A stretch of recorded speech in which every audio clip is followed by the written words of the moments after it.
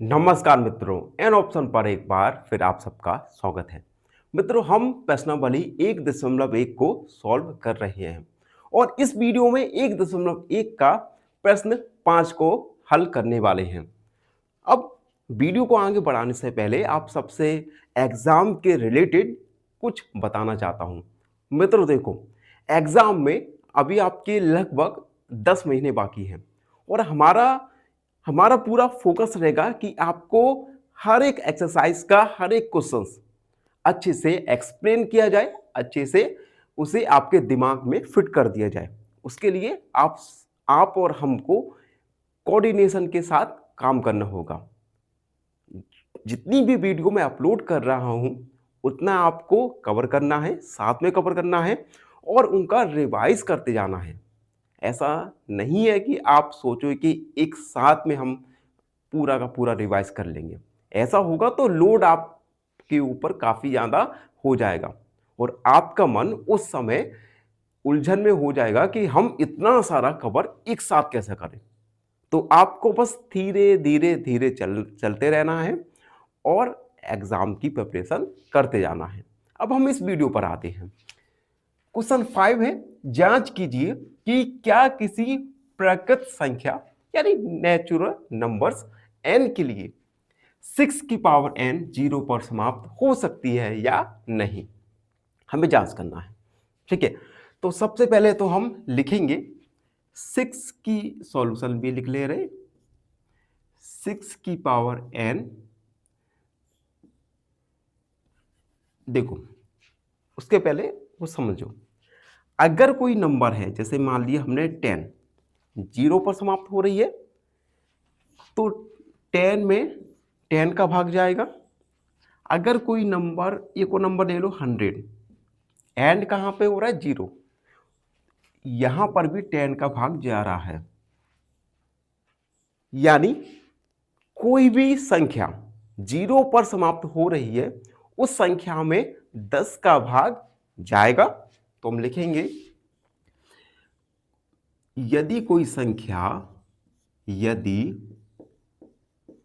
कोई संख्या 0 पर समाप्त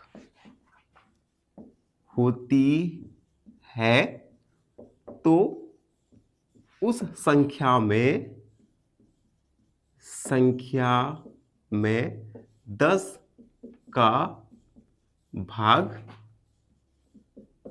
जाएगा। यदि दूसरे शब्दों में कहें तो दूसरे शब्दों में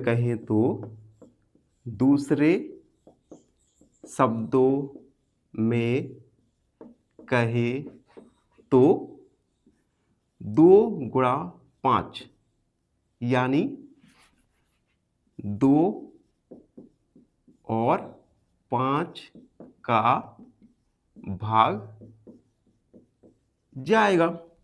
क्योंकि 10 के गुणनखंड क्या होंगे, 2 और 5। ठीक है, यानी अगर कोई संख्या 0 पर समाप्त हो रही है तो उस संख्या में 2 का भाग जाएगा और 5 का भाग जाएगा। 6 की पावर n के अभाज्य गुणनखंड क्या है, 2 गुणा 3 की पावर n, यानी 2 की पावर n और 3 की पावर n। ये 6 की पावर n के अभाज्य गुणनखंड है। अब 6 की पावर n के अभाज्य गुणनखंड में 5 सम्मिलित नहीं है। 6 की पावर n के अभाज्य गुणनखंड में 5 सम्मिलित नहीं है। अतः 6 की पावर n 5 से विभाजित नहीं होगी,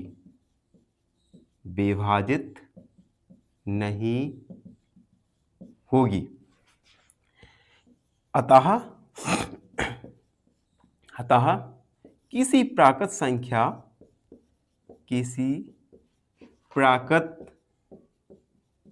संख्या n के लिए संख्या 6 की पावर n 0 पर समाप्त नहीं हो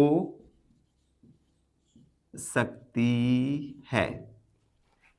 अगर 6 की पावर n के अभाज्य गुणनखंड में 5 सम्मिलित नहीं है, इट मीन्स 5 का भाग नहीं जाएगा 6 की पावर n में। इट मीन्स किसी प्राकृत संख्या n के लिए 6 की पावर n 0 पर समाप्त नहीं हो सकती। तो इस प्रकार से हमने इस क्वेश्चन में जांच की। अब देखो, इस क्वेश्चन में थ्योरेटिकल पोर्शन ज्यादा है, तो इस थ्योरेटिकल पोर्शन को आप 2-4 बार जब लिख लोगे तब ये आपके मन में आसानी से फिट हो जाएगा और आपको मेमोराइज हो जाएगा। तो कोई शॉर्टकट नहीं आपको अपनाना है, अभी आपके पास इनफ टाइम है, कोई भी शॉर्टकट नहीं, आपको बस धीरे धीरे धीरे कंसिस्टेंसी के साथ अपने काम को, डेली के काम को करते जाना है। ठीक है, इसी के साथ आज का वीडियो यहीं पे कंप्लीट हुआ। आई होप आप सबको अच्छे से समझ आ गया होगा। अगर आपको कोई डाउट है, कोई क्वेरी है तो उसे कमेंट में लिख दीजिए, हमसे जुड़िए और प्लीज एन ऑप्शन को सब्सक्राइब करें। धन्यवाद हमेशा। फाइनली एक क्वेश्चन पूछूंगा आपसे। क्वेश्चन है the HCF of 867 and 255 is option A 51, option B 17 या ऑप्शन सी 34। इस क्वेश्चन का आंसर कमेंट सेक्शन में जरूर लिखिए। बने रहिए हमारे साथ एन ऑप्शन पर। धन्यवाद।